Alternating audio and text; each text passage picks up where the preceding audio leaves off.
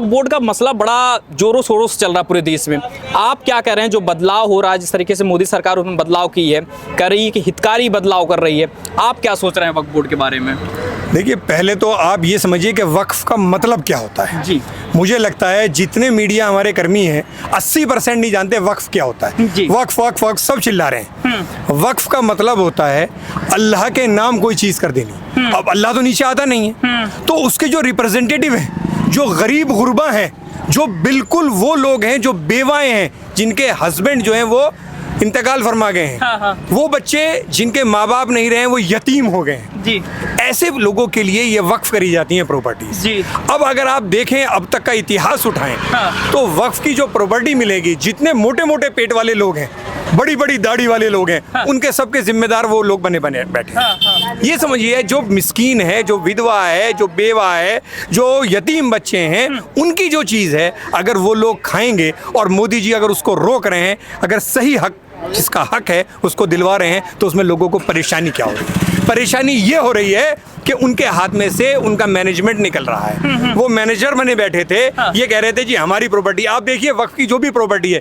चाहे वो ज़मीन हो, चाहे वो दुकान हो, चाहे वो कोई भी चीज़ हो, वो किसके नाम मिलेगी? जो उस एरिया का सबसे बड़ा पैसे वाला होगा, सबसे बड़ा रसूखदार होगा, उसके भाई का नाम मिलेगी, उसकी बहन को मिलेगी, उसके बेटे को मिलेगी, या उसके खुद के नाम होगी। जी, जी। अब वो चीज़ उनसे छीनी जा रही है, तो उनके पेट में दर्द हो रहा है। ये असली कहानी है। लेकिन ओवैसी साहब जैसे बड़े नेता जो संसद में बैठते हैं, लगातार यही कहते हैं कि हमारी जमीनें छीनी जा रही हैं। अरे भाई, ओवैसी साहब भी कई हजार बीघा जमीन जो वक्फ की है उसे कब्जाए हुए बैठे हुए हैं, तो उनके भी तो पेट में दर्द होगा जब वो कई हजार गज जमीन ली जाएगी। ये ओबराय होटल जो सामने आपको दिख रहा है, ये ओबराय होटल, ये भी वक्फ की प्रॉपर्टी में बना हुआ है। ये भी बहुत बड़ा घोटाला है। जब ये निकलेगा इनके पास से, तो इनके भी तो पेटों में दर्द होगा कि भाई हमारी तो प्रॉपर्टी जो है वक्फ की है। तो ऐसे जो लोग वक्फ के माफिया हैं, ये लोग, वो लोगों के पेट में दर्द हो रहा है।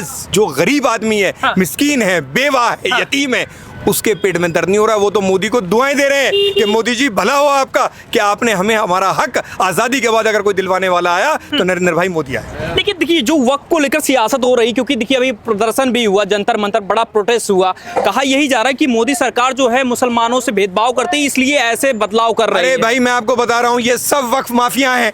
जैसे भूमाफिया होते हैं, ऐसे वक्फ माफिया हैं ये लोग। ओवैसी साहब तो मसीहा बताते हैं। मैं बताया ना आपको कि कई हजार बीघा इन्होंने कब्जा रखी है जमीन। जब इनके निकालेंगे जमीन वो, तो इनके पेट में दर्द होगा। ये तो मसीहा बने बैठे हैं वहां पर लोगों के, वो जमीन को कब्जा बैठे हैं। तो जब इन लोगों की जमीन छीनी जाएगी तो इनके पेट में दर्द होगा। मैंने बताया, जो गरीब, जो वक्फ का मुस्तहिक है, उसके पेट में दर्द नहीं हो रहा। वो मोदी जी को दुआएं दे रहा है। जिनसे वक्फ की प्रॉपर्टी छीनी जाएंगी ना, उनके पेटों में दर्द हो रहा है।